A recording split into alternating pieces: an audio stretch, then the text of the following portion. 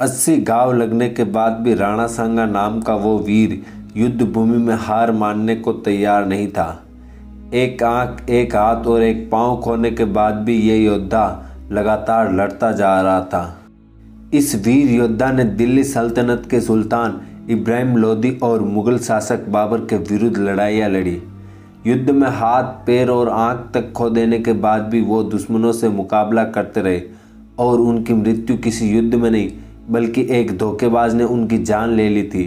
आज हम बात करेंगे राणा सांगा के पूरे इतिहास के बारे में। राणा सांगा का इतिहास बहुत गौरवशाली और वीरता से भरा है, और हो भी क्यों ना, राणा सांगा मेवाड़ की उस धरती पर पैदा हुए जिसने देश को बहुत से वीर दिए। वो राणा कुंभा के वंशज थे जिन्होंने विषम परिस्थितियों में भी अपनी वीरता का लोहा पूरे उत्तर भारत में मनवा दिया था। राणा सांगा ने एक आंख, एक हाथ और एक पैर के खराब हो जाने के बाद भी अपने कर्तव्यों का निर्वहन किया और युद्धों में आगे रहकर अपने दुश्मनों का सामना किया। युद्ध में अपने हाथ और पांव खोने के बाद भी राणा सांगा का हौसला कभी कम नहीं हुआ। राणा सांगा राणा रायमल के पुत्र और राणा कुंभा के पोते थे। राणा कुंभा ने अपने समय में नागौर, नराना, अजमेर, सारंगपुर, बूंदी, खातू, मांडलगढ़ तक को हराकर वहां अपना राज्य स्थापित किया था। राणा कुंभा ने दिल्ली के सुल्तान सैयद मोहम्मद शाह को हराकर खुद को साबित किया था। उन्हीं के पोते थे राणा सांगा। राणा सांगा का पूरा नाम महाराणा संग्राम सिंह था। राणा सांगा का जन्म सिसोदिया वंश में 12 अप्रैल 1482 में हुआ था। राणा सांगा को मेवाड़ का राजा बनने के लिए पहले अपने भाइयों से युद्ध लड़ना पड़ा। कुछ जगह पर कहा गया है कि बचपन में अपने भाइयों से लड़ते हुए उनकी एक आंख चली गई थी, जबकि कुछ जगह बताया जाता है कि युद्ध में उन्होंने आंख खो दी थी। वो 1508 में मेवाड़ के राजा बने थे और उन्होंने 1527 तक मेवाड़ पर शासन किया। राणा सांगा के समय मेवाड़ बहुत समृद्ध था। राणा सांगा ने सभी भारतीय राजाओं को एकजुट करने के लिए बहुत से विवाह किए। राणा सांगा हिंदुस्तान की सभी ताकतों को एक साथ लाना चाहते थे। उन्होंने उस समय हिंदू मुस्लिम में भेद नहीं किया। वो चाहते थे जो हिंदुस्तान में वो एक साथ आ जाए और सभी मिलकर विदेशी ताकतों का मुकाबला करें। सांगा ने बहुत से युद्ध लड़े थे और दिल्ली, गुजरात तथा मालवा के मुस्लिम शासकों से मेवाड़ की रक्षा की थी। दिल्ली में उनका दुश्मन सिकंदर लोदी, गुजरात में मोहम्मद शाह और मालवा में उसका मुकाबला नसीरुद्दीन खिलजी से था। ये तीनों मिलकर राणा सांगा को परास्त करने की रणनीति बना रहे थे, लेकिन राणा ने इन तीनों को परास्त कर दिया था। गुजरात के सुल्तान मुजफ्फर को राणा ने अहमदनगर और बिसलनगर की लड़ाइयों में परास्त किया था। मांडू के सुल्तान महमूद के साथ हुए युद्ध में महमूद बुरी तरह से घायल हो गया था। राणा ने उसे अपने पास रखा और उसका इलाज करवाया। वो 3 महीने तक राणा की कैद में रहा और बाद में फौज का खर्च लेकर उसे छोड़ा गया। इस बात से खुश होकर सुल्तान ने भी महाराणा की अधीनता स्वीकार कर ली थी। सुल्तान ने राणा को रत्नों से जड़ा हुआ मुकुट और सोने की कमरपट्टी भी भेंट के रूप में दी थी। इस तरह महाराणा संग्राम सिंह का पूरा जीवन ही युद्धों में बीता था।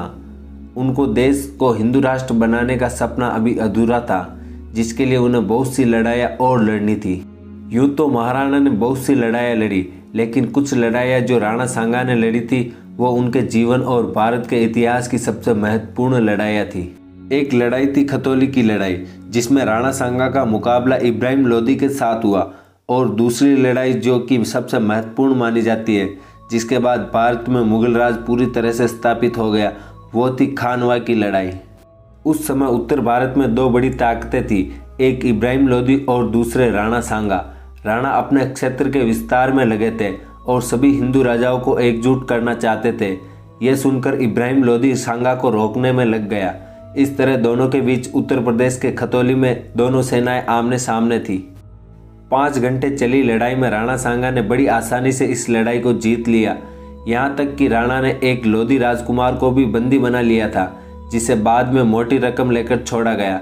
बताया जाता है कि इस लड़ाई में लड़ते हुए ही राणा के एक हाथ और एक पांव खराब हो गया था। राणा सांगा से युद्ध में हारने के बाद इब्राहिम लोदी बहुत अधिक क्रोधित हो जाता है। दिल्ली का शासक होने के बाद भी वो राणा सांगा को नहीं हरा पाया था। उस हार का बदला लेने के लिए वो फिर से अपनी सेना को एकत्रित करता है और राणा पर हमला कर देता है। राणा से बदला लेने के लिए वो एक बहुत बड़ी सेना को भेजता है। लोधी की विशाल सेना राणा पर जबरदस्त हमला करती है, लेकिन धौलपुर की उस लड़ाई में भी लोधी की हार होती है। इस लड़ाई में हारने के बाद इब्राहिम लोधी के पास कोई विकल्प नहीं बचता। राणा सांगा का प्रभाव उस पूरे क्षेत्र में बहुत अधिक बढ़ जाता है। इब्राहिम लोधी के बार बार हारने की वजह से और उसके किसी भी बात नहीं सुनने की वजह से उसके कुछ रिश्तेदार ने बाबर को भारत आने के लिए निमंत्रण दे दिया, जिसके बाद भारत में दिल्ली सल्तनत का अंत हुआ और मुगल राज की शुरुआत हो गई। खानवा की लड़ाई बाबर और राणा सांगा के बीच 1527 में लड़ी गई थी। पानीपत की पहली लड़ाई में बाबर ने इब्राहिम लोधी को हरा दिया था, लेकिन भारत में मुगल राज को स्थापित करने की जंग अभी बाकी थी। जब भारत में इब्राहिम लोधी का शासन था तब लोधी के रिश्तेदारों ने बाबर को ही भारत बुलाया था। पानीपत की उस पहली लड़ाई के बाद बाबर पूरे भारत पर अधिकार का सपना देख चुका था।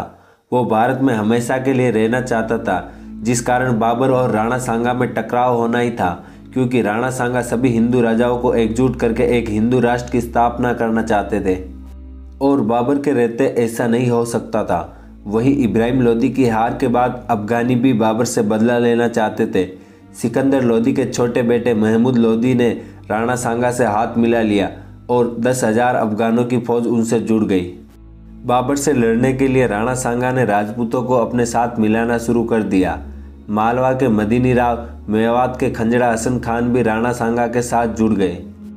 वहीं बाबर ने कुछ राजाओं को अपने साथ मिलाया, लेकिन फिर भी बाबर की सेना राणा सांगा की सेना के मुकाबले बहुत छोटी थी। राणा सांगा और बाबर की सेना फतेहपुर सीकरी के निकट खानवा नामक स्थान पर एक दूसरे के सामने थी। बाबर और राणा सांगा के बीच युद्ध शुरू हो गया। राणा सांगा को लगा कि वो आसानी से बाबर को हरा देंगे, क्योंकि उन्हें लगा कि उनके पास ज़्यादा सेना बल है। उन्होंने वही गलती की जो इब्राहिम लोधी ने की थी।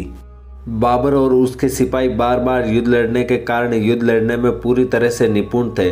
साथ ही बाबर के पास तोपें थी जिनका इस्तेमाल भारत में उस समय तक नहीं होता था।